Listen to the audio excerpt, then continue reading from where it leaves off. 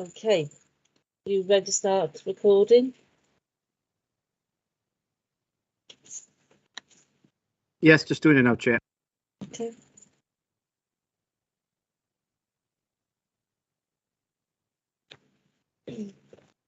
Okay. Okay, thanks, Gareth. Well, welcome to the Environment and Regeneration Scrutiny Committee meeting. It's Thursday, the 15th of March. So prior to the start of the business, I'll just go through a few Tuesday. Yes, Andrew? I think it's Tuesday. It is Tuesday. Very well spotted. It's Tuesday, the 15th of March. Thank you, Andy. So I'm just going to go through a few housekeeping rules. Can I just remind everybody that the meeting is being recorded and it will be copy archived for future viewing. Can everybody mute themselves when you're not speaking? And then this just helps avoid any background noise or feedback whenever there's a speaking then. If you want to speak, can you please put your hand up if you can be seen on screen, or use the raise hand or chat function at a push. But if you could raise the hand or put your physical hand up, that would be great. And if you do have any difficulty hearing or being heard, can you either let myself or Gareth as Democratic Officer know? And if you have a good webcam, sometimes it does help if you turn that off. And then that can help them with your broadband and your Wi-Fi bandwidth. So at least then that should sort that out. So just as I said, welcome to everybody. So we're going to go on to the first item agenda, which are apologies for absence. Do we have any, Gareth? And none provided before the meeting, Chair. Right, and we don't have any others from anybody else in the committee either? No, that's great. The next item then is item 3, which is to receive, the minutes of the meeting which were held on the 15th of February. Are we all happy to agree those minutes? Yeah. And then we're going to move on to item number 3 then, which is to receive declarations of interest, which include any whipping declarations. So do we have any conflict of interest? No? Okay, thank you. Excuse me. And we're moving on to the item number 4 then on the agenda, which is a reference from Cabinet. And this is an update on Project Zero, and so the resources, evidence and reporting. As I said, this went to Cabinet on the 28th of February, and it's come before us tonight. And I think, Tom, you're leading on this. Yes, thank you, Chair, if I may, and thank you for taking the reference this evening. As you say, this report contained a series of recommendations for the Cabinet. So the first was around noting the findings from the carbon data report that was submitted by the Council to Welsh Government last autumn. The report also set out proposals for the approach to the use of relevant capital and revenue budgets to support the work of Project Zero. The report details some proposed arrangements for reporting progress against the programme. And that follows directly on, Chair, from discussion at your committee previously. It also goes on to propose an amendment to the format and content of committee reports. And it then finally sets out some details at a high level of some of the key activities that have been underway since your committee and Corporate Performance and Resources committees as the two lead committees for this programme last met. And this report has subsequently to the Cabinet's consideration been circulated to all elected members for their information. So just by way of a very brief background, members will be aware that Project Zero is the Council's response to the declaration of the climate emergency that was made in July 2019, and it's also an important contributor to the actions that are being taken to tackle the nature emergency that has been declared subsequently. The first part of the report at paragraph 2.2 sets out some detail for committee around the Council's carbon footprint.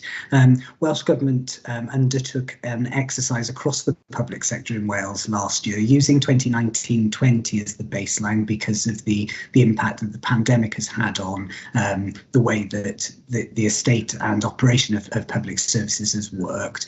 And what that exercise sought to do was to at a first step, calculate the overall emissions of the organisations that were in scope.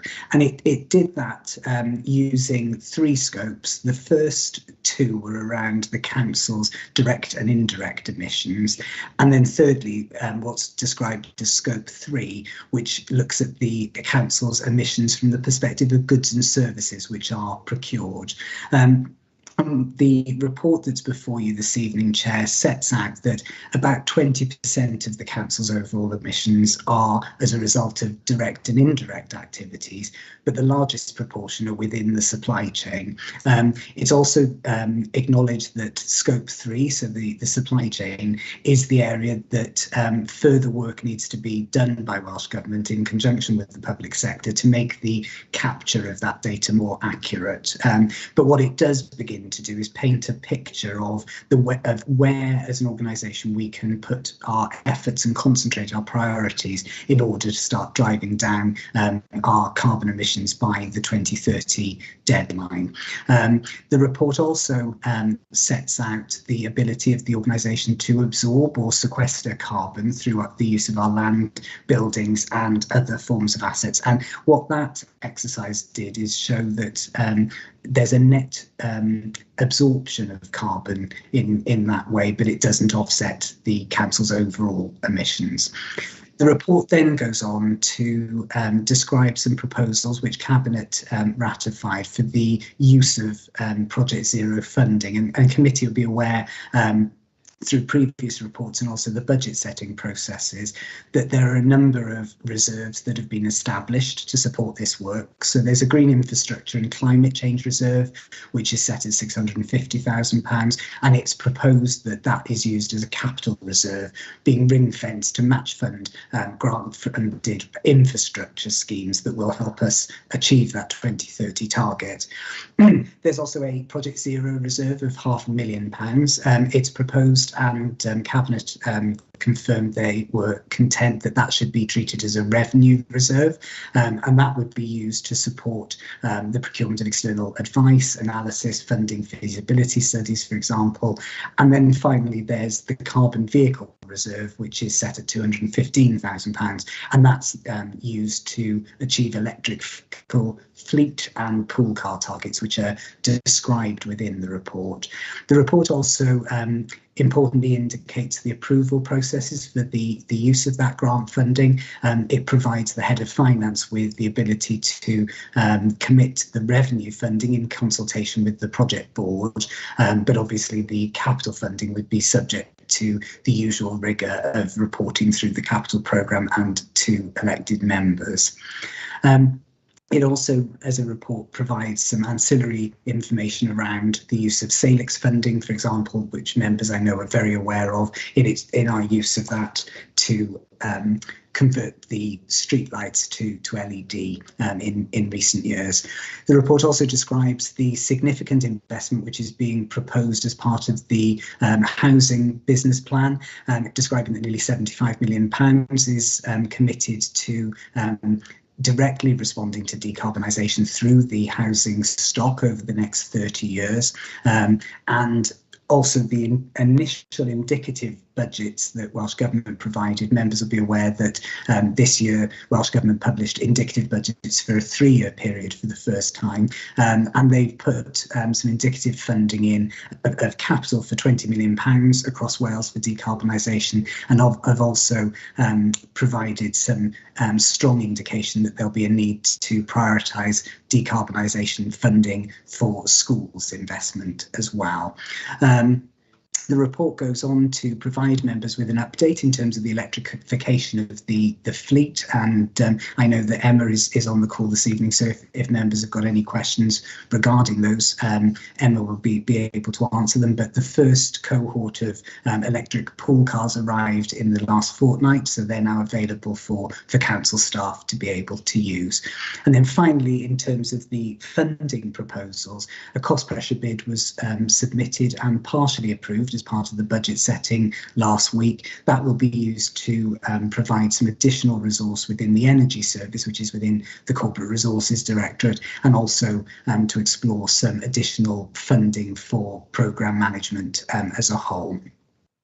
The next part of the report goes on to describe the proposed reporting arrangements. So from paragraphs 229 onwards, this is in response to some discussions that have been had at the programme board about the importance of providing elected members with enough information in the right format in order to help you to take decisions and to scrutinise decisions from the perspective of the climate emergency. So what this report does is propose an additional section will be introduced into all committee reports from the first cycle of meetings, which will be in June after the annual meeting, in order that climate change and nature implications are explicitly stated alongside considerations such as the Council's wellbeing objectives, financial implications, legal implications and employment ones.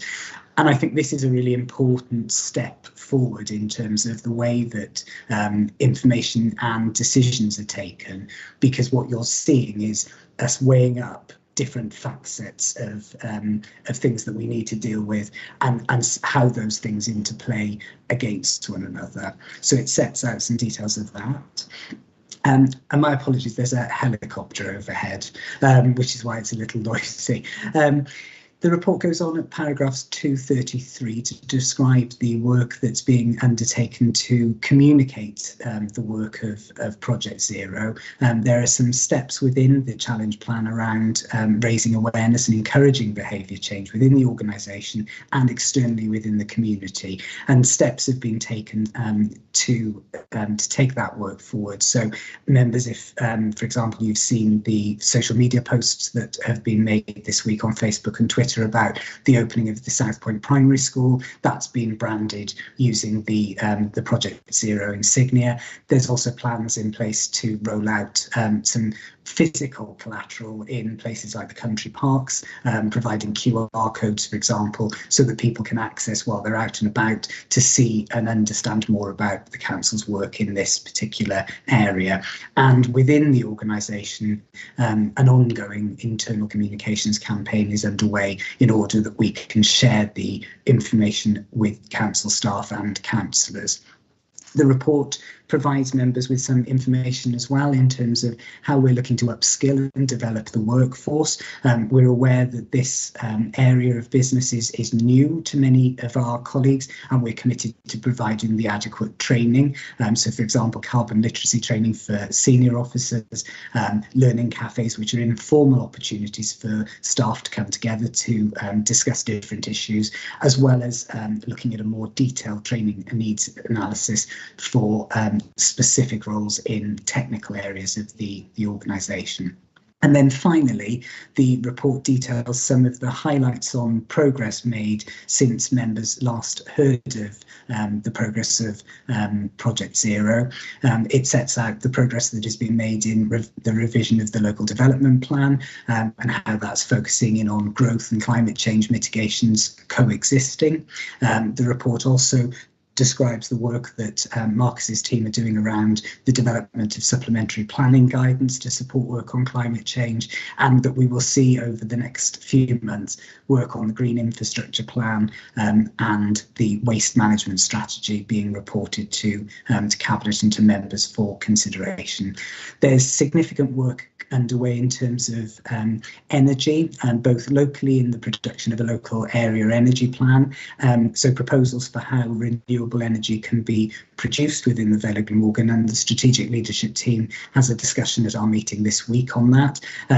Members will also be aware of the significant work that the Cardiff Capital Region are doing around their energy strategy and the early stages of the Aberthorpe Power Station site development as well. The report gives a brief update around the 21st Century Schools programme being a flagship programme for decarbonisation for this authority, and we are truly setting the standard for that in Wales to show what is possible, and Bruce Point is just the latest in a series of those developments.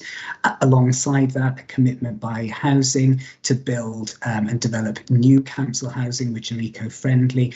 Winston Road, which is a development of 12 eco-friendly flats, is the latest in a series of those activities.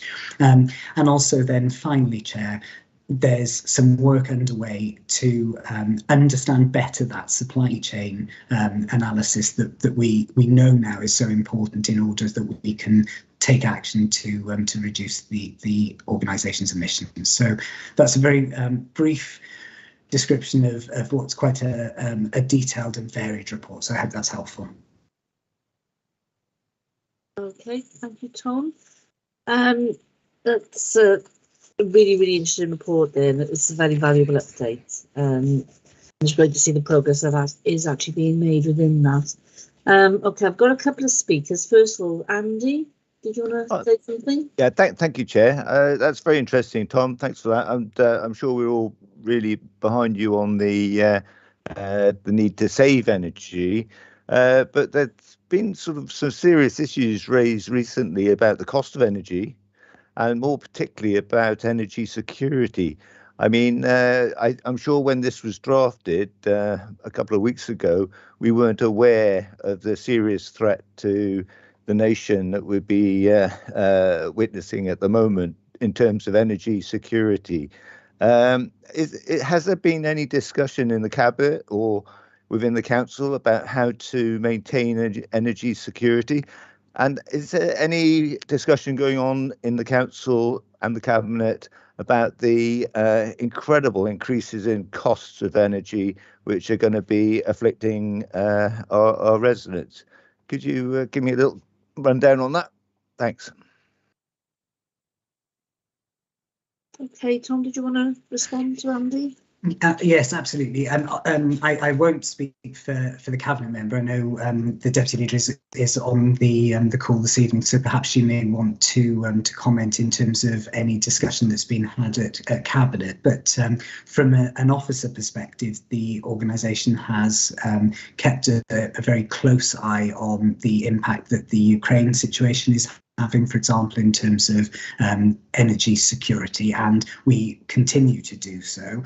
In terms of the increase in cost of energy that we're seeing, and we're seeing even ahead of the changes that will take effect in April. We've begun some work to look at the cost of living holistically as a corporate risk, and that's from a citizen's perspective. So looking at how we can provide information to our residents in terms of accessing renewable and affordable energy. We're also beginning some work to cascade to the council's 5,000 staff as well in terms of some of those cost of living pressures, energy being one of them, but access to affordable food being a second. So that's from an officer perspective. Thank you, Tom. Okay, thanks, Tom. Liz, did you want to add anything in regards to any sort of discussion at Cabinet? Well, to be honest, Chair, I might as well hang on and see if there's anything else raised, and I can cover that in with any other points I need to make. Yeah, that's great. Okay, Michael, you're next. Sorry, beg your pardon, it's Ruba's next. Ruba, did you have a question? Yeah, thank you, Chair. Thanks, Tom. I mean, that's all really exciting, and I know that Peter King was very excited about the electric cars, so that's all really good news. But so my question really is, you know, the green infrastructure and climate change, the fund and the Project Zero Reserve Fund. So can any of that funding be used, for example, to have a tree strategy, to look at, you know, sort of planting trees and so on? Because I know this is about our carbon footprint, but obviously if we were looking at, when we look at everything holistically, you know, planting trees, for example, is part and parcel of that, and also the other thing also connected to that. And I know Emma's here, and Emma and I have had conversations about this already. You know, all the wrong trees that are in our streets. You know, as they create havoc with the pavements, we're trying to obviously make good those pavements, but obviously at the moment we're in some places I know in Pennath, in some places we're tarring it, and in other places in Pennath there's slightly different sort of, I would say, greener methods of supporting the tree and replacing that pavement, which I'd like to see more of.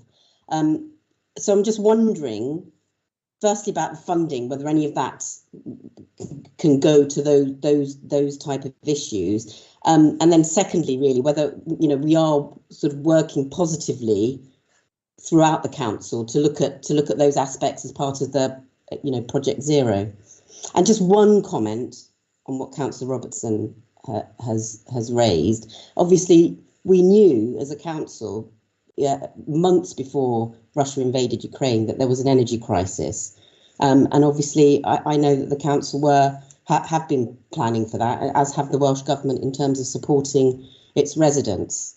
So, of course, Ukraine has exacerbated it, but we've known about it since, since before November last year. Thank you. Okay, thanks, Rupert. Tom, did you want to come in back in at all? Yeah, absolutely. So I can answer at a high level, and I wonder if perhaps Marcus, you might want to elaborate that absolutely the Green Infrastructure Reserve could be used in the way that Councillor Sidney described, as could the Project Zero Reserve Fund, depending on the scale of any particular tree planting. And as I say, I'll defer to Marcus to give some update in terms of the work plans, and I know Emma as well may want to come in terms of street trees. And absolutely, I think the point that you raise, Councillor, is the right one in terms of that holistic picture.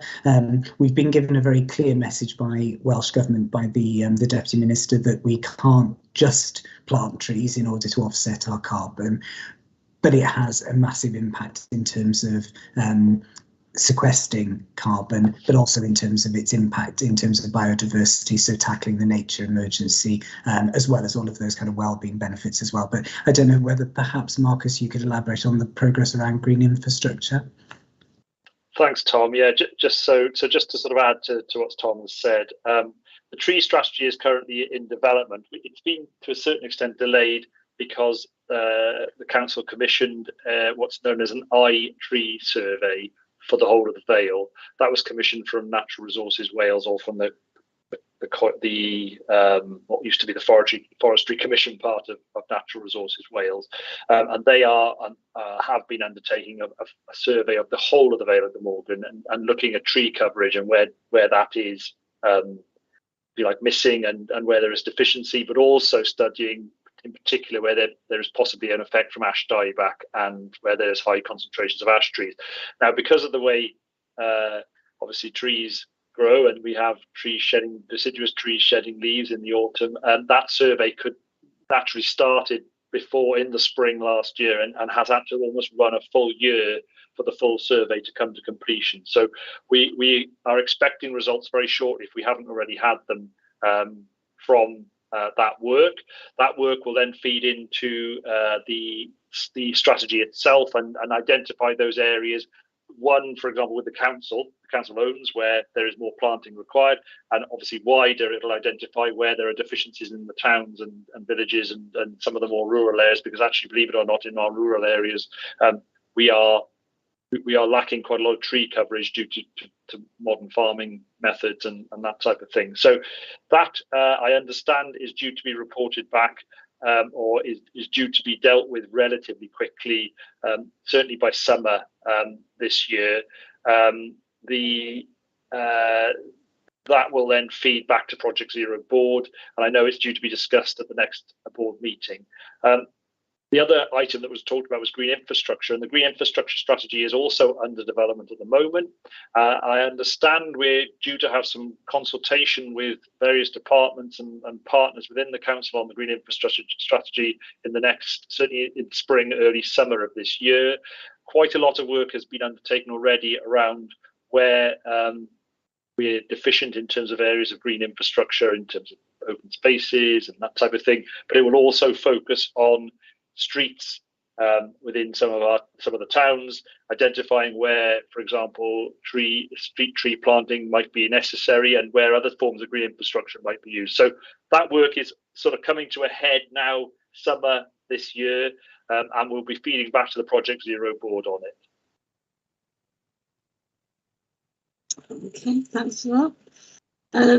Michael, you're next. I'm trying, there we are. Are you hearing me now? Yes, you can. Right. No, but well, again, Tom, thank you for the presentation. Your reports are always so well prepared and presented with such clarity. So thank you for that. I just have one question, which is slightly off at a tangent, and I don't necessarily expect an answer now. I expect some.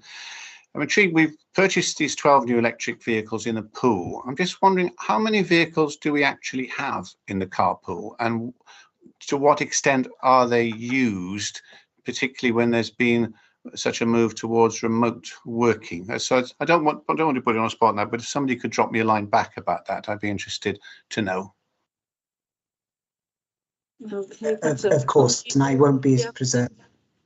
Yeah, great. Yeah, we can certainly provide that that information to you in the next couple of days, Councillor. Okay. Is that okay, Michael? Yeah. Okay, Liz, I'll call you in now. So did you want to add anything to what's already been said?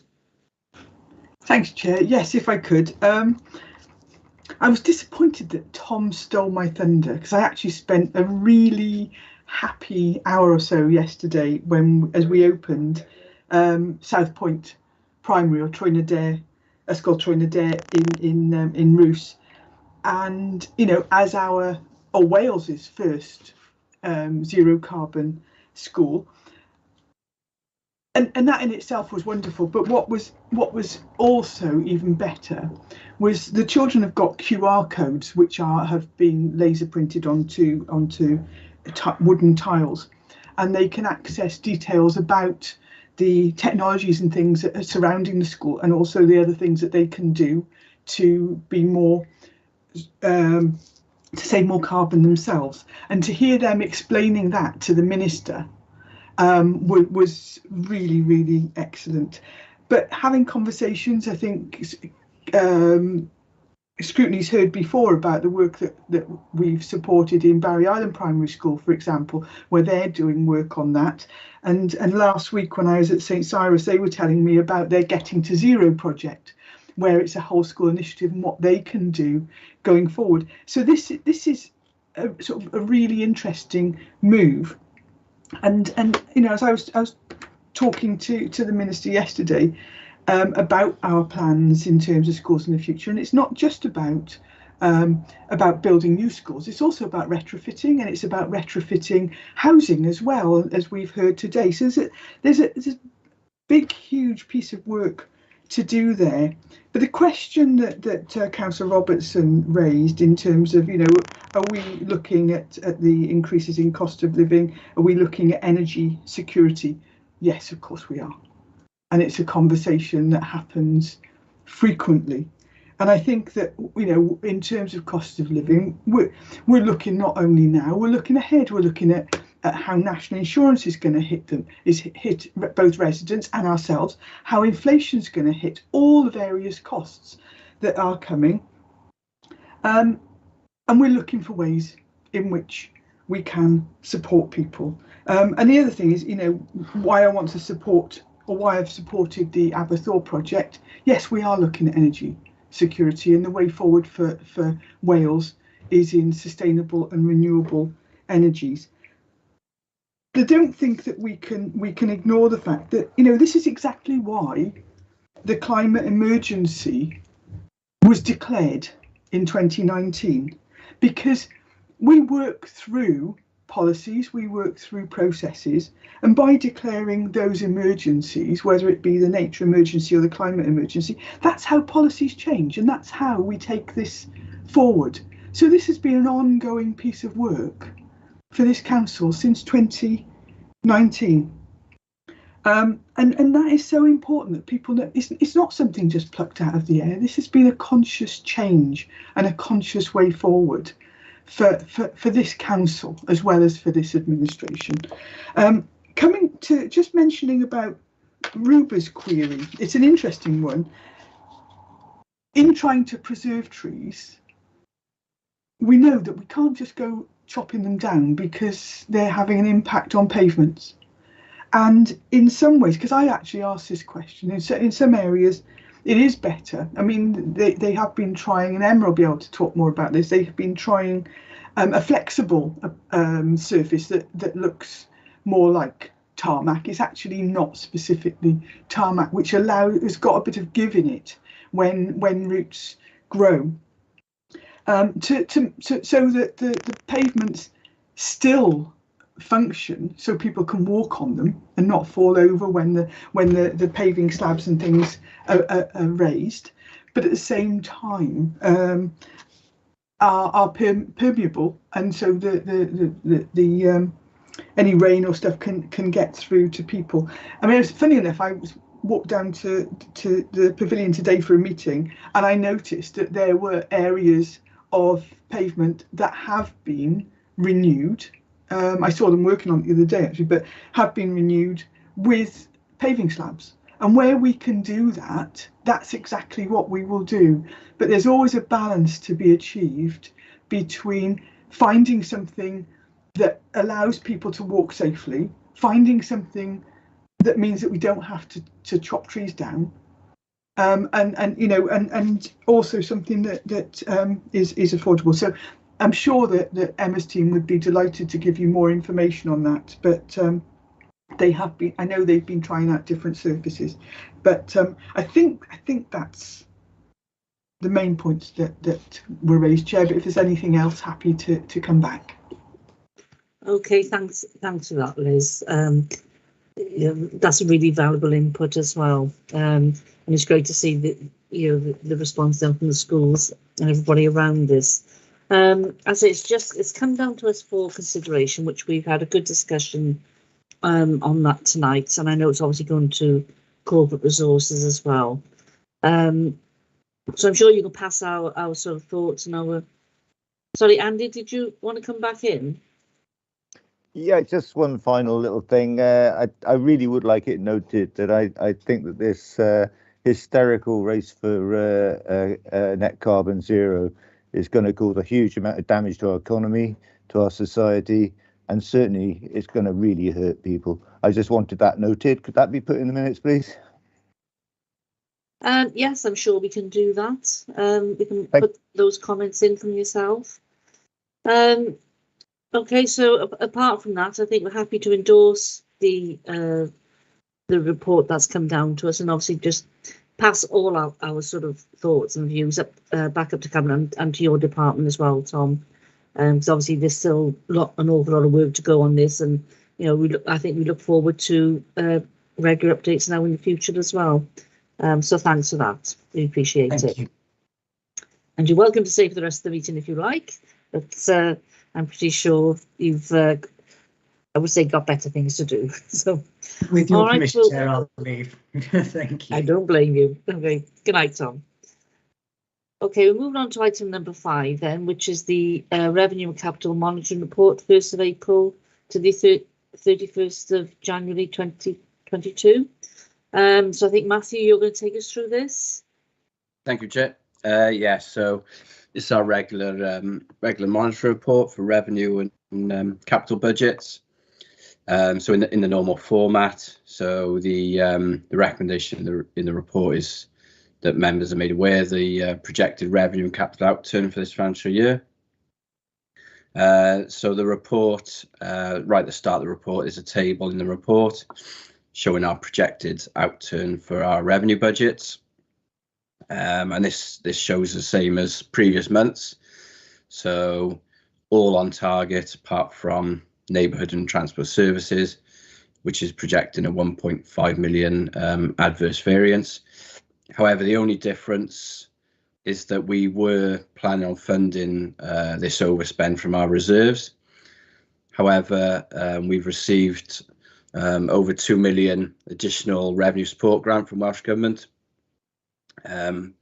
late in the financial year, so it was only announced last month, and 1.5 million of that 2 million has been allocated to fund the neighbourhood and transport services overspend. So good news in a way that we can maintain our reserves for future years and future pressures, which there are plenty of. So it was gratefully received that money from Welsh Government. So the report goes on to mention the pressures on the budget. So As we've mentioned previously, the waste management budget is the main area of pressure within neighbourhood services. However, for next financial year, we've had over £2 million worth of budget put into neighbourhood services, additional budget. So hopefully next year the budget is going to look a lot better position.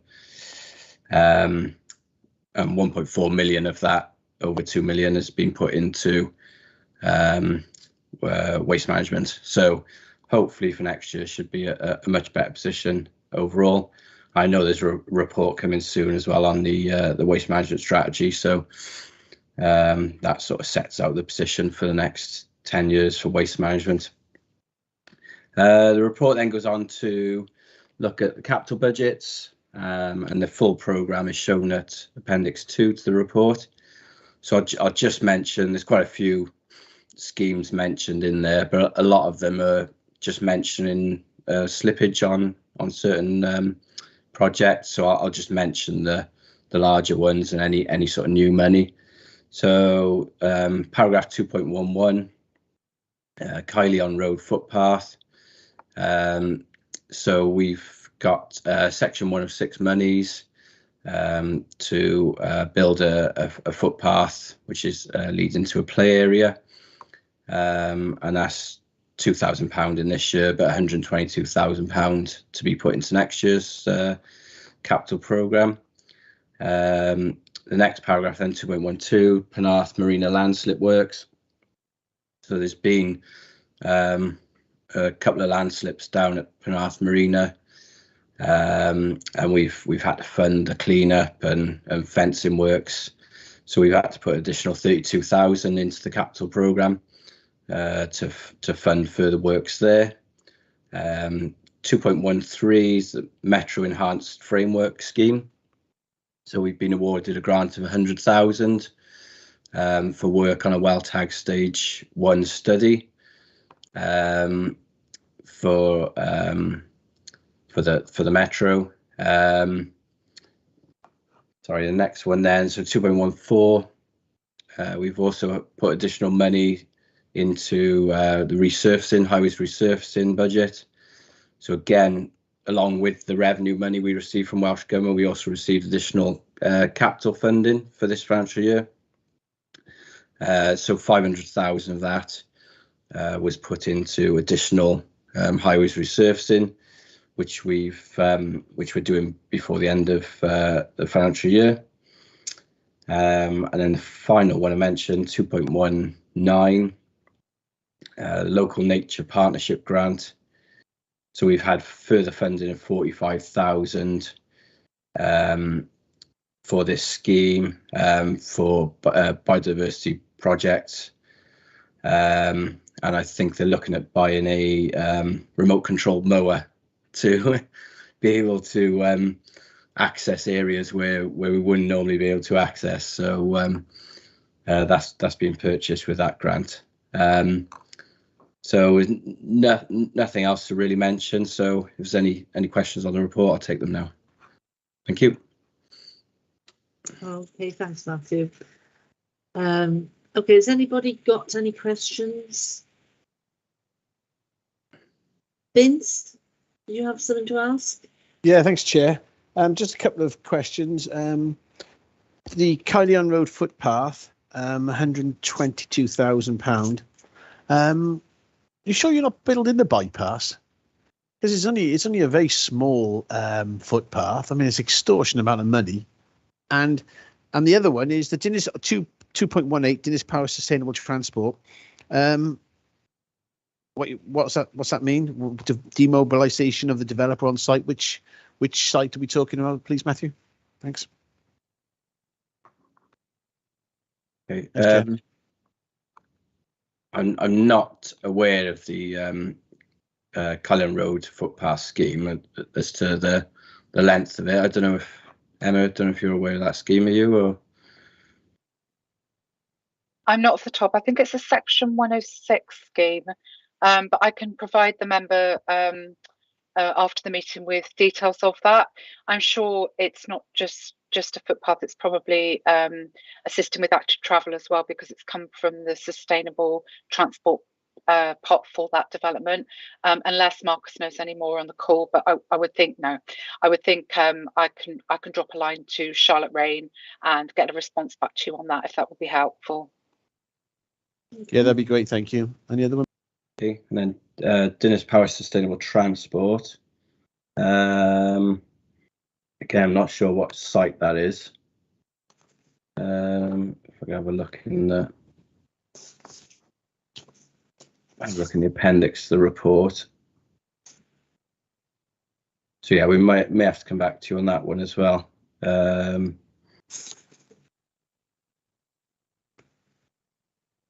We don't 2020. Okay. I'll have a quick look in the appendix. Yeah, no hurry. Just come back to me when you've got 5 minutes. Thanks. That is in the appendix. It is in the appendix, yeah. Matt. On let me see if I can just get the pages now. It's profile to date 204, so it's on appendix 2, and it's the second part of that near the top. Again, it's a section 106 scheme. Yeah. So if I can get Charlotte to come back on both of those for you, if that's acceptable, unless Marcus knows any detail, but I would think that's probably unlikely. Yeah, so I'll get Charlotte to come back. Okay. Okay, is that okay, Vince? Yeah, that's fine. Thank you very much, Tara. Okay. Lovely, thank you very much. Has anybody else got any other questions? No? Okay, thank you very much. And thanks for that, Matthew. I say we are coming towards the end of the financial year anyway now. But thanks for that report, and the committee, I think, then is happy to note and agree that report. Okay, thank you very much. Thank you. And it's up to you, Matthew, whether you want to stay for the rest of the meeting or whether you've got better things to do as well. Okay, so we'll move on to the next item then. Well, we've got the next two items actually, which are both reports of the Chief Executive. And I know Emma and Marcus, you're going to take these between you as well. So we take the first one, which is number 6, which is the annual delivery plan, which is the monitoring report, Q3 performance 21 to 22. Thanks, Chair. Yeah. I'll run through the report, and then I'll pass to Emma to do the presentation, which comes with the report or after the report, and then we'll take some questions if that's okay. So really quickly, obviously this represents the Q3, 1st of April, Q3 of 1st of April to. That's not right, is it? Actually, Q3 is to 31st of December 21. So it's not 1st of April. It will be 3 months back. It'll be September to 31st December 21. So just to correct that there, it points out we've made progress in delivering our commitments and in terms of the annual delivery plan, and it's been overall rated green in respect of Q3. All 4 corporate plan wellbeing objectives were attributed green performance statuses at Q3. So these figures I'm going to give now, they refer to the whole of the annual delivery report as opposed to the specific bits which refer to this scrutiny committee. So, and I'll come back to the specific bits at the end. So 91% or 288 out of 317 planned activities have been attributed green performance. 2% or 8 amber status, and 7% or 21 planned activities were attributed red status. And of the 21 given red status during the quarter, 8 were directly as a result of service reprioritization in response to the COVID pandemic. In progress in relation to coronavirus recovery is being reported to members in the presentation, which Emma and I will do after this, and deals with recovery issues from the pandemic. So, of the 43 performance measures aligned directly to our corporate wellbeing objectives, data was reported for 41, where status was applicable. Of those, 23 were attributed green status, 2 amber status, and 16 red status. data was unavailable for 2 due to reprioritization in respect of the pandemic. And it's worth noting that performance status is not applicable for 107 of the measures because they are either annual indicators or they're establishing baselines for next year. So in relation to the 16 measures directly related to this quarter, the impact of COVID-19 was attributed to 4 of those. And in relation to the planned activities directly within the remit of the Environment and Regeneration Scrutiny Committee, 94 out of 102 were attributed green status, 2 were amber, and 6 were red. And of the 5, and of the attributed red performance status, the impact of COVID was identified as a contributory factor in slippage for 1 action. So out of 7 quarterly measures reported, 5 were attributed green performance status and 2 red status. And COVID wasn't considered as a contributing factor in any of those 2 that were contributed given red status. So just going through the report really quickly then, Appendix A outlines our performance in the quarter against the annual delivery plan. Then that is if you like, a shortened version which members can use to read through and look at where we've done well and where we haven't. Appendix 1 provides a more detailed breakdown of the service actions, and Appendix 2 provides a detailed performance indicator breakdown. And then as you go through the report, key achievements in relation to the Scrutiny Committee, Environment and Regeneration Scrutiny Committee, are provided in Appendix B. And that is the presentation that we will now go through for members. So I shall put that on the screen, Emma, if you want to start. Oh, you've done it already. It's on the screen already. That's fantastic. So if you want to go through the first few parts of that, Emma, just to give people a break from my voice. Yeah, thanks, Marcus. I've managed to do it. I've impressed myself. So this is the presentation that's contained within the documents and gives Scrutiny the overall objectives for this particular scrutiny and what's green, what's amber, and what's red. And as I say, Marcus has just gone through that. So if I move on to the slide about what we have achieved. During this, well, actually since the 1st of April, although this is quarter 3, it is cumulative achievements. So in terms of what we've agreed, in terms of objective 1, which is there on the screen, work with and for our communities. You'll see there on the table, on the table that's outlined there, that this includes initiatives such as the solar panels at Cowbridge Leisure Centre, and also the volunteer tree planting, which has been happening with the rangers in our country parks. In terms of objective 2, which is there, support learning, employment and sustainable economic growth. Mention is made of the development of the levelling up bid, which was considered by Cabinet yesterday. And there's also information there about other work that we've done with 3 primary schools to achieve net zero carbon operation. So in terms of objective 3, which is support people at home and in their community, there's mention of the Walk Once a Week project, really good project, also known as WOW, which is aimed at reducing congestion and increasing active travel. And there's also mention in there of how we've secured funding for our Green Links community transport service up to March 2023.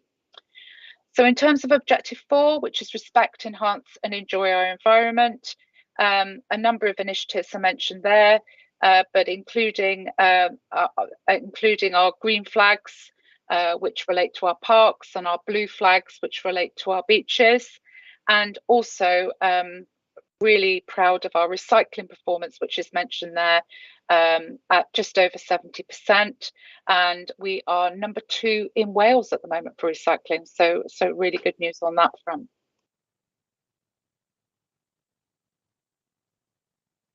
So this table here, if I just take this table here, this Marcus has already explained about the different measures. That the majority are green, hence the green status. A couple are amber in terms of actions, and 6 actions are red and 2 measures are red.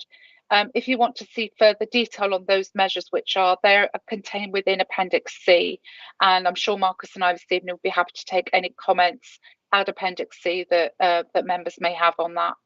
So I'll hand back to Marcus to do the last couple of slides.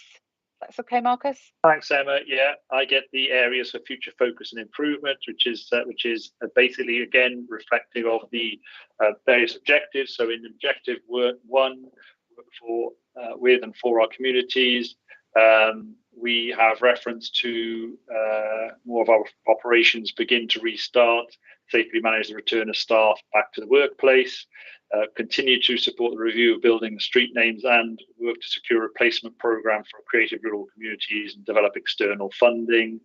Worth pointing out that that obviously is related to UK government funding streams, which are now starting to come on stream. We're starting to see the delivery of some of the, or certainly the announcement of some of these streams. We haven't yet got the guidance around them. So in particular, regard to creative rural communities and the development of a replacement funding stream for that, it's likely to be the shared prosperity fund. But as yet, we don't have any full details of what that will entail, and we are waiting, hopefully until possibly until April, until we hear about that. So that's, and then objective 2, support learning, employment, and sustainable economic growth.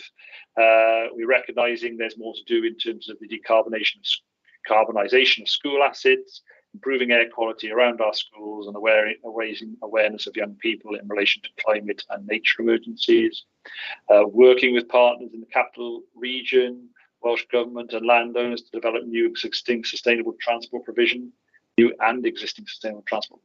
and including cycle, bus, rail links. And obviously working with consultants to develop a master plan for Barry, focusing on key areas such as the town centre and waterfront, and links between the two, as well as priority commercial areas for investment, and that again forms part of our levelling up bid. Objective 3, support people at home in their community, deliver training programs to help young people with disabilities, increasing use of active travel options, including public transport, and reducing long-term financial costs, and then review the disabled facilities grant system to better integrate both housing and social services, deliver a better service for the community. This is a long-term aim of the council and indeed Welsh Government to deliver a more a service which is less disjointed and more focused on the client, so that they only have one port of entry and actually don't have to try and direct themselves through the complicated system of delivery. So we are hoping to have an outcome from that certainly in the next few months. And then finally, objective 4, respect, enhance and enjoy our environment. So that's looking at developing a strategy to promote the use and retrofit of sustainable drainage systems, revise the local flood risk management strategy which has been delayed pending guidance from Welsh Government, progress work to develop more environmentally sustainable fleet, which we've heard all about tonight, including the use of hybrid and electric vehicles, and progress work to deliver near carbon zero or minimum rated new council homes and utilise optimised retrofit programmes that include modern methods of construction and off-site manufacturing. And finally, developing green infrastructure strategy for consultation in early summer 2022. And then just finally coming on to the coronavirus recovery update, which you have before you there. I'll pick a couple of really quick ones out of here. From the particular area of my area, we've delivered further rounds of discretionary economic resilience fund funding, targeting specific businesses that have suffered a fall in turnover due to the coronavirus regulations. That has been ongoing now for some time, and different ways of it have been delivered. We've had considerable success in getting that money out to businesses, and I think we are now hopefully getting to the point where that will be winding down. We've got some other key points in there. Schools transport has continued in quarter 3, with risk assessments updated and new measures implemented where required. We are facing challenges due to lack of available transport providers, with some services being double run. That's one vehicle taking on 2 journeys, resulting in pupils arriving at school late and leaving early. And in addition, operators are requesting price uplifts due to increased fuel and staff costs and a reduction in revenue due to the pandemic. And then one final point I'll just pick through there: recycling receptacles are no longer delivered directly to residents, and we have reverted back to a collection points at libraries for self-collection. I think probably there's a lot of other things there. We're happy to take questions on any of those that are there rather than run through them all. So I think probably that's the point to say. Emma and I will take questions. I think Emma's put on the screen there the exceptions, which are the red items in relation to the plan, which are there's only actually 18 total. Okay, thanks, Marcus. Obviously, there is quite an in-depth report there, but obviously it covers everybody, not just our committee as well. So has anybody got any questions for Marcus or for Emma? Andy? Yeah, it's just a very quick one. The street names, statues and monuments, what's happened about that? Because I was on that committee and I haven't had actually any emails saying why there hasn't been one for Yonks or what is happening or what's happening with it. I'm not sure, Marcus or Emma, whether you'd have the answer to that one. Unfortunately, that's being run. We let Tom go too early because that's actually Tom's area. So I think what we'll have to do is get Tom to advise on that going forward. It's one that was being done corporately rather than in Emma or I's area. So we'll have to get some information for you on that one, Councillor Olsen. Yeah, thanks, Marcus. I hadn't actually thought about it then when it came up on the screen. Then I thought, hang on, what happened to that? But there we go. It's a mystery. Maybe Tom can let me know. Okay, thanks for that. Okay, Ruba, you're next. Sorry, that was just to pick up on Councillor Robertson's point about the Place Names and Statues Committee. In fact, Tom and I had a conversation about it today. So it's something that I think the discussion was at the last meeting that we would have a discussion about objectives with democratic services. So that's the next stage. I think we were going to look at sort of first principles and what we want to achieve and how we're going to set about it. So that is the next step. So it hasn't gone into the long grass yet. Yeah, but the last meeting was a long time ago, wasn't it, Ruba? No, it was. I agree. Yeah. Okay. All right. Thanks for that, Ruba. That's useful.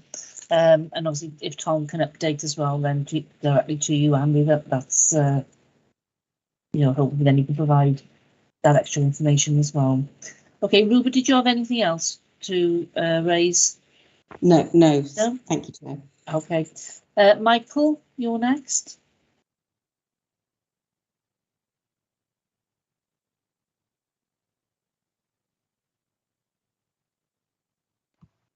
So I can get my microphone on then. Okay. Just 2 points, if I may. Just firstly, just to flag up, as I normally try to do, the mention in these reports on active travel and public transport, and really the request that in that consideration is given to those folk who don't live within the towns in the Vale to improve the public transport and active travel between the villages. If that is included in here somewhere. I know that we have brought that up or I brought it up at environment meetings before. In the future, what can be done to improve public transport? That's one thing. I'm not really asking a question, I'm just putting out there to be noted. And the other thing I wanted to flag up, and I was trying to go back to the copy of the annual delivery monitoring report, which mentioned this 75% achievement in dementia friendly, and there's a reference to a working group there. And I just wonder whether that is something that should be flagged up as a really important matter, because there are very few of us here, I would suspect, and there are very few families who aren't affected by dementia. And it's something that's going to be growing on us in the future. And whether we need to be doing more to anticipate and to keep people in their own homes, to look after people in their communities for as long as we can. Because again, it's hidden away. It's on page 3. I remember that much of the report, but I can't flag it up now. But is there something we can do to bring that to the forefront as something really important that we should be discussing in priority to a lot of other stuff? Those are my comments or questions or whatever they are. Okay, thanks, Michael. Marcus or Emma? I can't find the ref. I'll deal with the first question about villages, because I know, funny enough, Emma and I have been having a conversation about this. So, in respect to some of the active travel and sustainable transport issues around the rural areas, they're very much part of the active travel plan. Emma, and I'll put words in her mouth because she's busy looking to see if she can find the other reference to something else for me. But we have quite a number of plans which have been commissioned and which have been drawn up for routes in the rural Vale. The biggest issue for us is finding funding to actually get those completed. But when we have the plans and when we have a strategy which overlays that, then it is easier for us to go and make bids to Welsh Government and to others and to identify things like Section 106 funding to deliver those. So I can give Councillor Morgan assurance that they are very much considered as part of the wider package of sustainable transport and active travel routes throughout the Vale of Glamorgan. And needless to say, actually, that Emma and I recently set up a first meeting to look at transport strategy for the Vale on a wider level to align with the annual review of the local development plan, so that transport is very much considered at the heart of what we're trying to do, both with economic development and planning. So that work will now continue over the next sort of 2 to 3 years as the LDP review progresses as well, and we hope to have a sort of an overlay related to transport, including active travel and sustainable transport, and that will cover the whole of the Vale. So just to give Councillor Morgan assurances there that that is very much part of our plans. In terms of the Alzheimer's reference, I've struggled to find it, but what I would say is that I suspect it may be part of some of the requirements outside of this particular committee. In terms of one reference which is slightly oblique and not actually part of this committee, but obviously is a reference I deal with, which is in terms of disabled facilities and helping people live at home for longer. You know, those types of areas are really fully being considered by the council, particularly with that focus.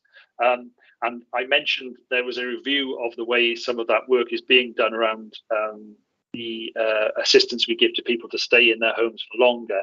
And the aim of that review is to make it easier for people to access the support they need to allow that to happen. So that's a bit of an oblique answer, and I think it's just giving you the answer as it relates to this committee rather than to any of the other committees. So I hope that's okay.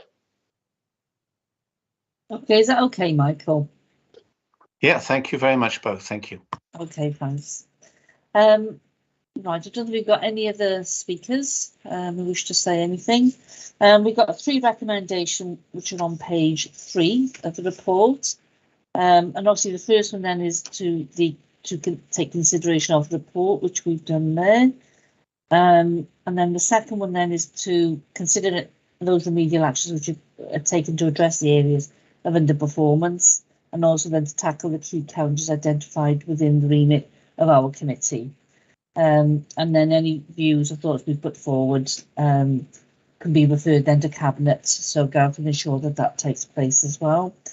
And then the third recommendation is that we note the progress being made through our recovery strategy and directorate recovery plans in response to the ongoing coronavirus pandemic. So are we happy to agree with those recommendations? Lovely, thank you everybody.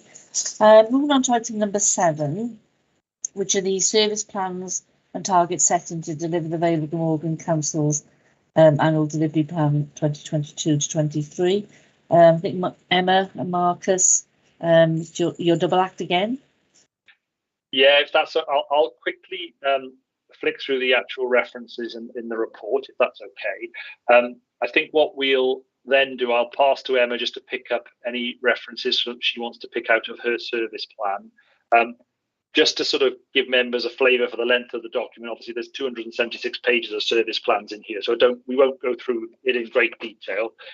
If there's any particular items you need us to talk about, we will try and pick those up, and if we can't pick them up, we will come back to you afterwards. So I'll really quickly, if that's okay, Chair, I'll run through what the report is about and what its relationship is to the service plans. So it is presenting the service plans and targets within the remit of this scrutiny committee again, and it sets out the specific areas of focus associated with the delivery of the annual delivery plan for next year, 22-23, as aligned to our four corporate wellbeing objectives. So essentially, it's just to explain that it's next year's version of what we've just been through, and just aligning with giving you information around the various targets that we'll be reporting against. So the annual delivery plan helps us meet our statutory obligations under the Local Government and Elections Wales Act 2021 and the Wellbeing of Future Generations Act 2015. Both those pieces of legislation place specific duties on the council in respect of reviewing and setting objectives. The first bit of legislation I referred to there, which is the Local Government and Elections Act, that is the first time we will have that bit of legislation dealing or affecting our annual delivery plan. So just to explain around that, what has happened is that there's been a focus cutting down, to a certain extent, cutting down some of the numbers of targets and references that are in the annual delivery plan to make it as focused as possible. So I'm sure some members will be quite happy about that. So hopefully it might be slightly more, slightly shorter and a little bit more focused.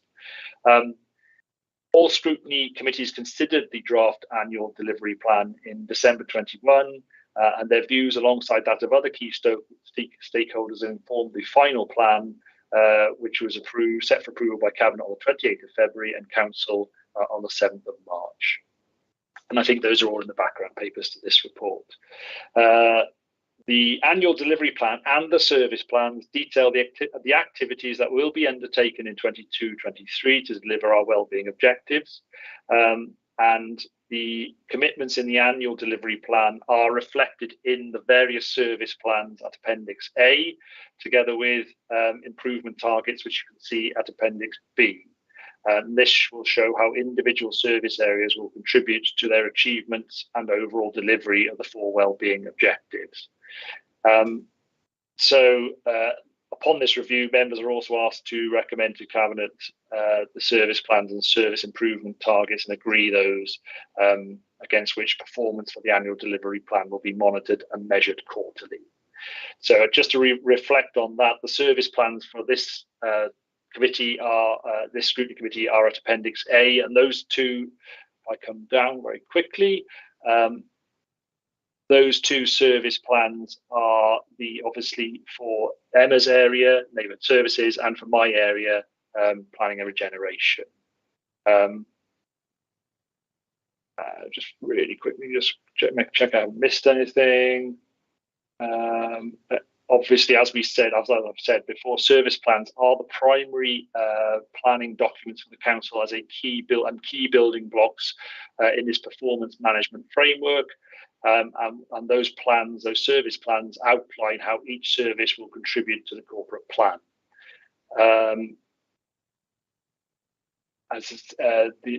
Environment and regeneration. So the two service plans, as I've said, relevant to this committee: environment and regeneration and neighbourhood service transport.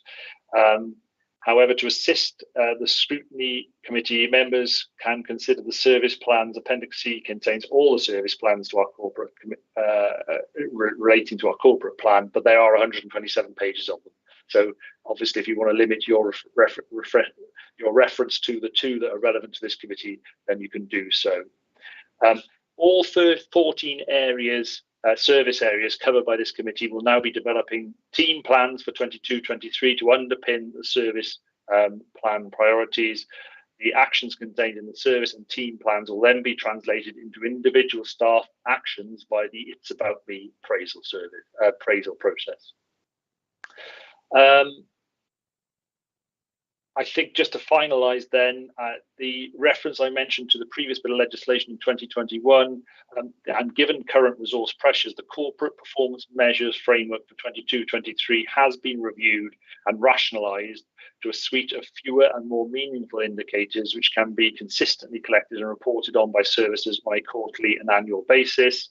And they will be considered alongside quarterly updates on planned activities to demonstrate progress in achieving our wellbeing objectives. So I don't know, Emma, if you wanted to point anything out in particular from your service plan at this point, or do we just want to take questions? I'd like to just go through my service plan, if that's okay, Marcus. It won't take long, honestly. If I just stick my service plan up, as Marcus says, there are 14 service plans, so it can be a little tricky to find the right one, but there is a separate appendix within the document. So just really quickly, just to run some of the highlights through my service area. Just a reminder that neighbourhood services and transport covers waste management and cleansing, parks and ground maintenance, leisure centres, traffic management, highway development, highway maintenance and inspections, road safety, structures, flooding, coastal protection, construction and design, and transport services and fleet, as well as more recently enforcement. We have approximately 253 staff that are full-time equivalents, and at any one time at the moment, we can have some 120 agency staff working for us. We've got major skill shortages at the moment within the area, particularly in terms of engineering skills. But we are also struggling for HGV drivers as well, in line with the national shortage. Just to give you a bit up on the budget for next year, really good news for my service area. I'm being really well resourced next year.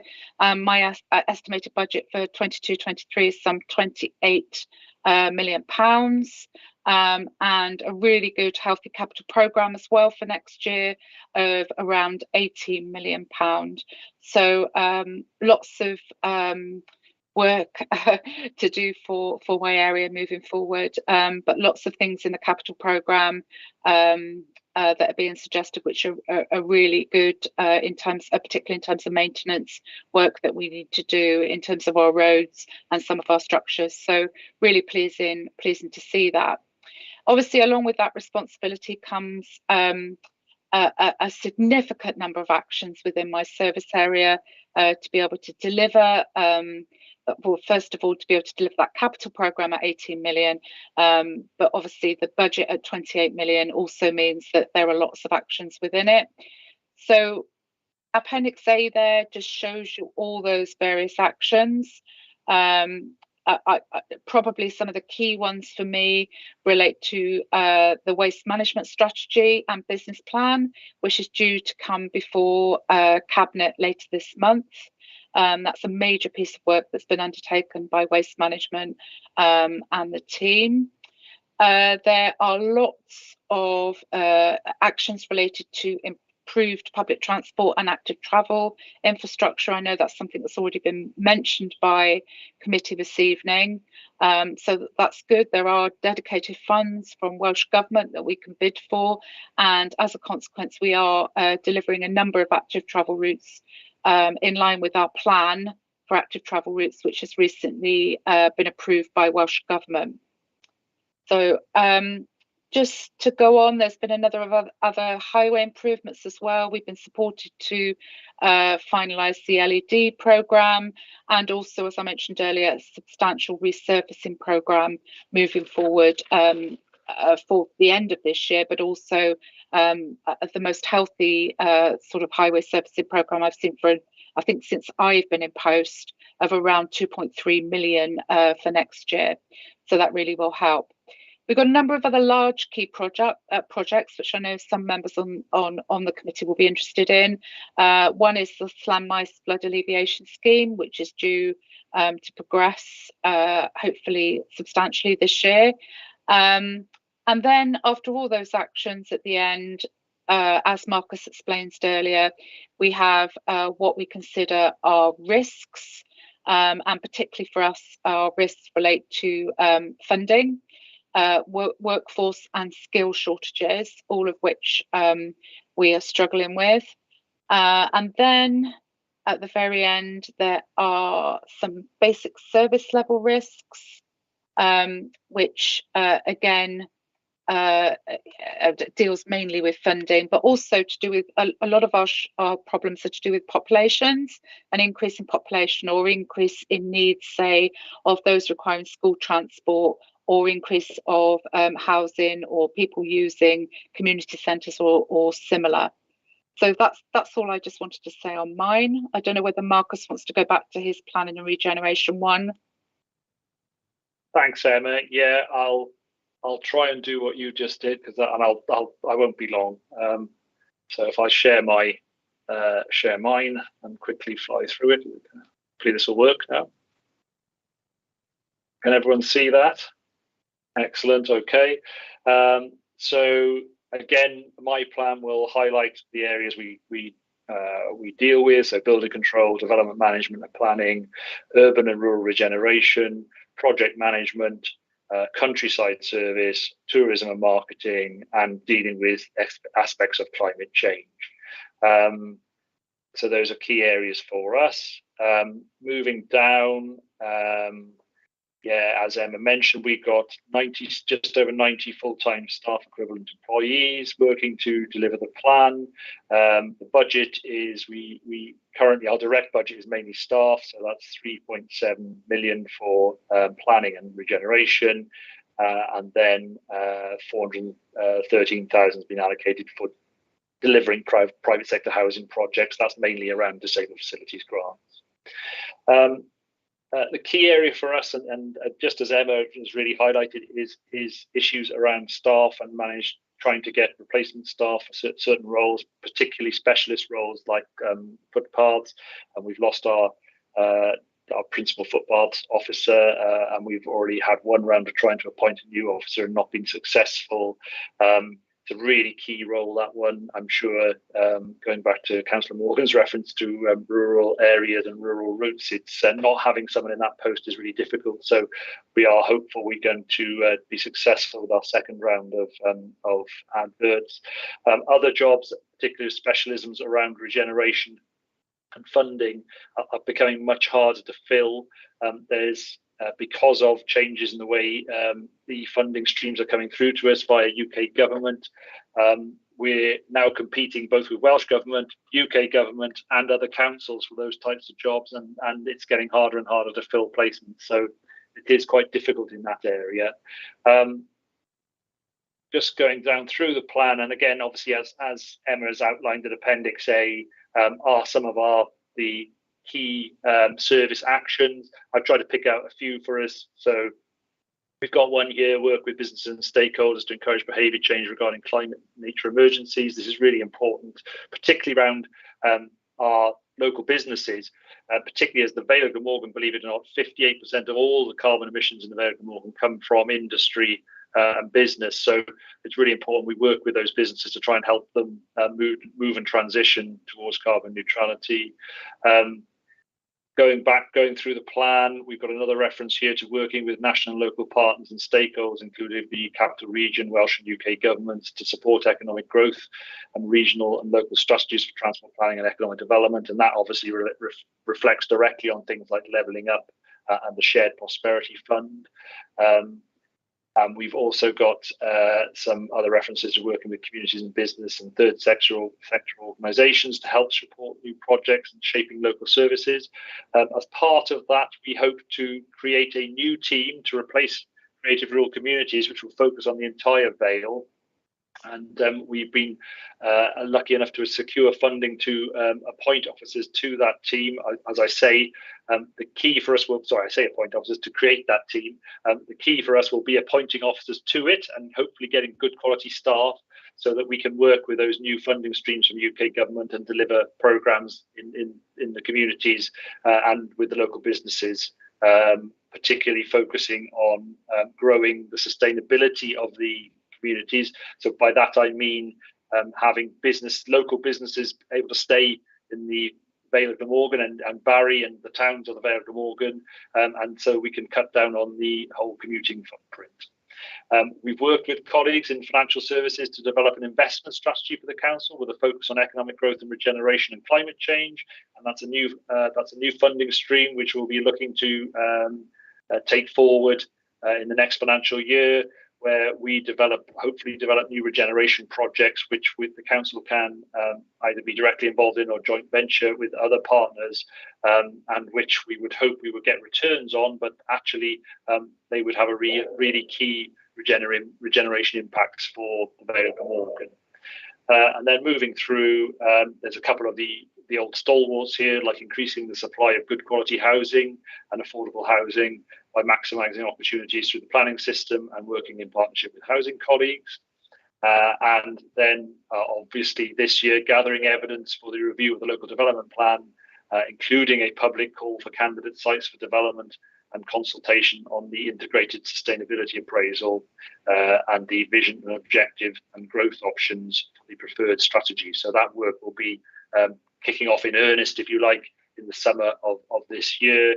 And then referring back to some of the other questions and some of the other items we've had tonight, there is the Publish a Green Infrastructure Strategy, which we are developing at the moment with our partners. And we're also looking at the local nature partnership, and there was referenced in the funding part about we've got some additional money to help grow the local nature partnership, which has been providing a really active response to the declaration of the nature emergency and to increasing biodiversity in the Vale.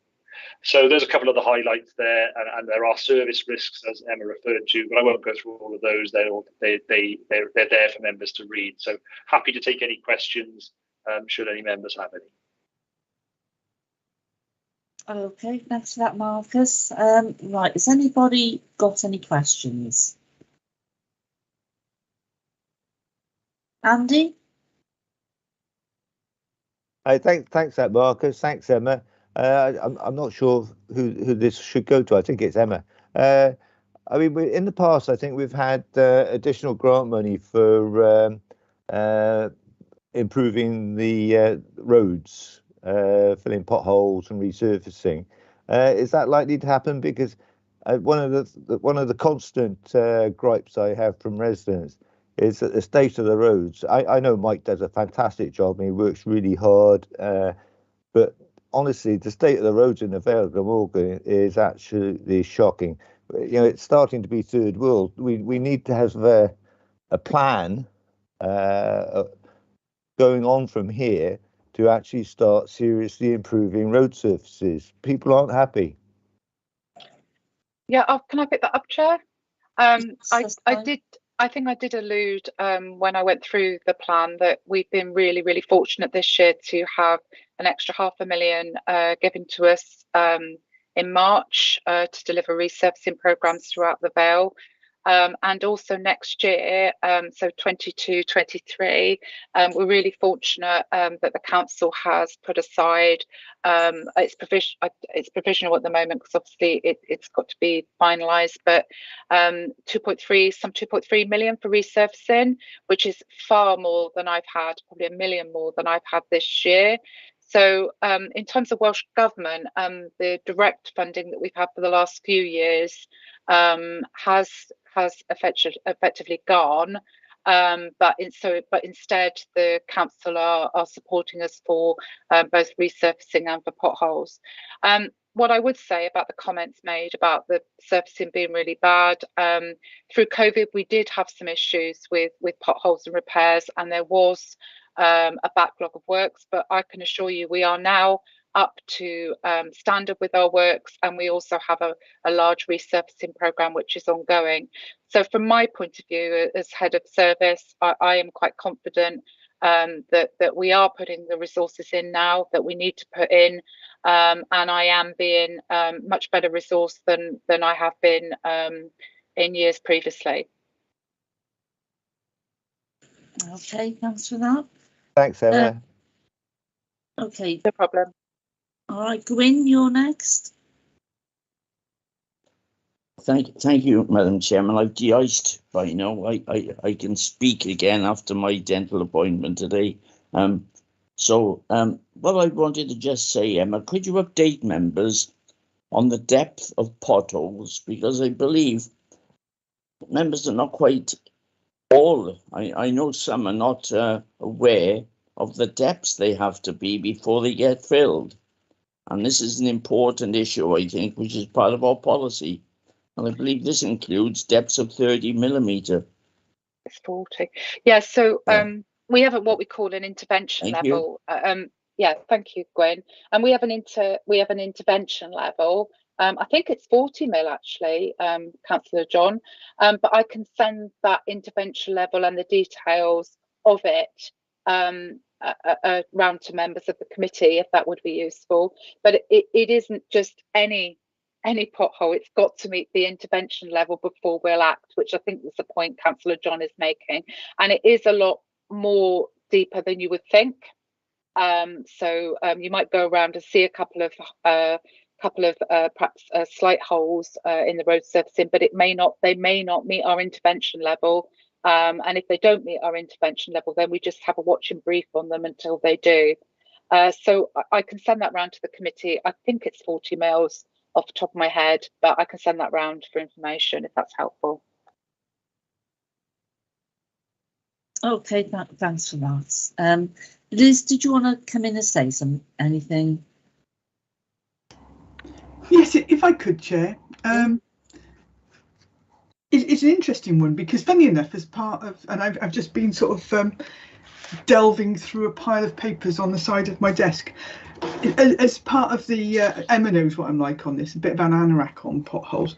During the budget programme, it was actually something that we did look into in quite a lot of depth. And you know, it's not specifically my area, so I sort of went and did a bit of research. And the committee may be aware that in terms of the spend on both resurfacing and repairing roads, the total amount in the last 3 years was over £11 million spent on road research. In fact, it's 11,069,129. So I've got on this piece of paper. And also because I think highways think it's one of my favourite pastimes. I when I'm out and about, I take photos of potholes and I send them in, and I have hundreds upon hundreds of photographs of potholes. I mean, Emma's laughing. It's true though, isn't it, Emma? Yes, Liz sends photos of potholes in, because we can get ahead of the game. As Emma said, we were a bit, you know, caught up with the pandemic because the quarry shut. We couldn't get hold of tarmac and stuff. Our contractors couldn't, but we caught up really well after that. And then the big issue that I'm informed creates a problem is when we get severe weather. And people talk about the freezing weather, but also if it's very wet weather, the water gets underneath into the surface of the road if there's a small flaw, and suddenly you've got loads of potholes. And that's where, you know, as elected members, that's something really helpful that we can do, is to help identify where that's happened so we can get out and repair those potholes. We're not going to stop them happening, but part of the problem is actually finding them so that our teams can go out and repair them. And in that short period when we're playing catch up again, it's really important that actually people are reporting those potholes to us. As I said, you know, we can play our part, and then they can get repaired. But talking to the team, every time I have a question, they irritatingly always have an answer for me, so I never manage to catch them out. But it is something that's on the top of the agenda. I'm really pleased that, you know, with a mixture of investment and additional Welsh Government funding, we have got, I think it's about 2.3 million, isn't it, for next year in the budget. And so, you know, we certainly will get ahead of the game. And I actually reported 3 more today, so there we go. But thanks very much, Chair. Okay, thanks for that, Liz. Vince, did you want to come in?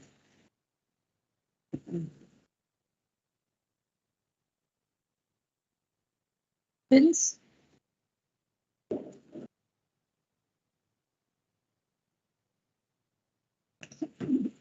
Vince, are you able to put your hand Yeah, up? sorry, Chair, I lost it. Yeah. Right. Actually, I find it disappointing that the deputy leader can actually come on a meeting and laugh and joke about potholes. And maybe she's come over to Dennis Powis and talk to the people of Merch Road and Merch Crescent who have had to live with potholes for the last 5 years on a daily basis. As opposed to taking pictures, that maybe she, as deputy leader, should take some money out of the reserves and increase the budget a little bit more and get these potholes fixed. So that's just my observations. Thank you, Chair. Okay, well, I'm very much sure that Deputy Leader wasn't laughing and joking about the issue. It's a very serious one, but I'm pretty sure. Liz, did you want to respond? I'm sorry. I'm sure she was laughing and joking about potholes. Thank you. Liz, you have Chair, spoken. I'm going to give I you was a chance to respond. Chair, Liz? if I could clarify, I think that if you rewatched the recording, that I was finding my own preoccupation with potholes amusing and also encouraging members to report any potential issues with roads or with potholes so that they can be fixed, because I think it might be useful to actually make a note. You know, I can't make recommendations, but whether in the new administration it would be worth having a briefing of the process that is gone through, how members can play their part. I think new councillors would appreciate that, to say, you know, how we can all play our part in making that known. As I said, you know, I won't stop reporting potholes because to me it matters that they get repaired, but also to hear from the measures, you know, what we're measured against, the fact that we are of a good standard in terms of local authorities, so that we know what we're talking about when we decide to say that the council is not performing adequately when in fact it is. Okay, thanks for that, Liz. Emma, did you want to come in? Yeah, just 2 points. I noticed, sorry, Councillor Driscoll, you mentioned Merch Road. That is a road that's checked regularly, but I'm happy to get that checked. I'm sorry, I'd be surprised if it's been like it for the last 5 years, because we do check the roads a lot more frequently than that. But if there are some particular issues, I'll obviously get it inspected. Now you've raised that with me this evening. But if there are any particular pothole issues, please just drop me an email and I can deal with it.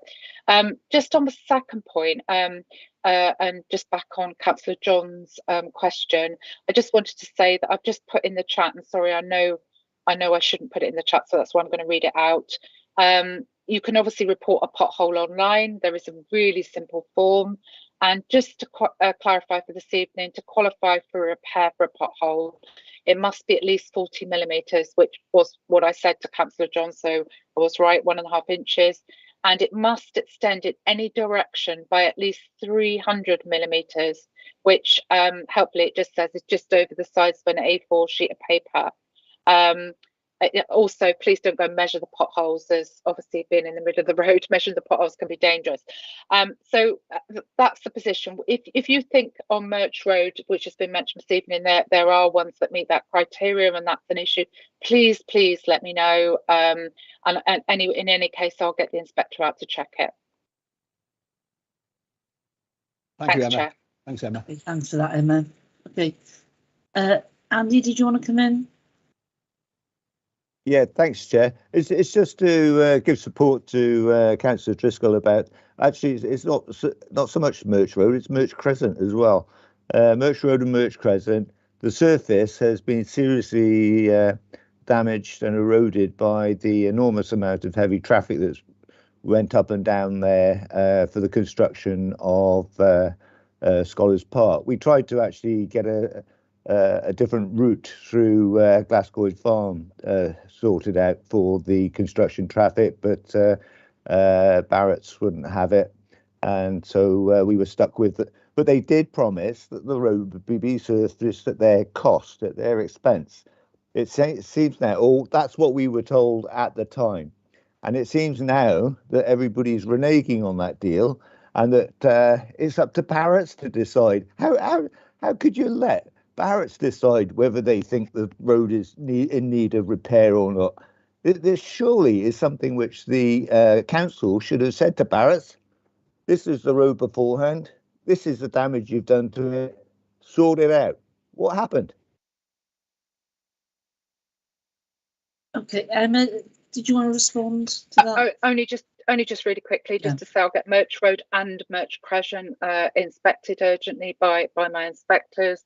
And in terms of any repairs as a result of the work Barrett's did, I'm not sure tonight of the agreement that was done there, but obviously can I assure committee that I'll get that checked as well, to check that Barrett's are meeting any of their obligations that they might have had in terms of the service moving forward.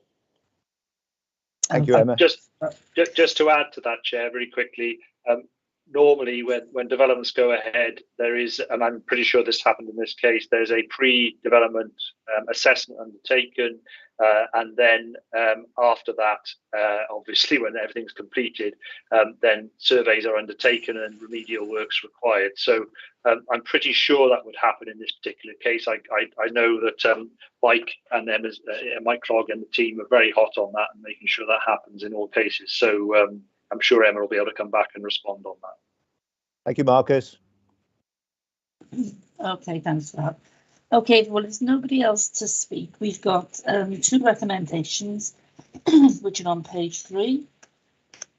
And the first one is that members review and endorse by recommendation to Cabinet the service plans, which are Appendix A, and the planned activities as they relate to the remit of this committee, and those are illustrated at Appendix C.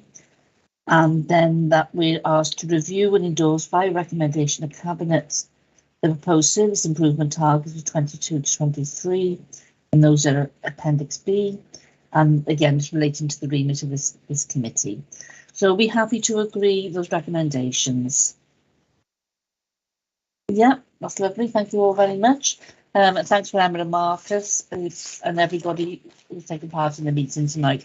There was quite a lot to go through with those reports. They were big reports, but thank you for that. And thank you for answering the questions as well.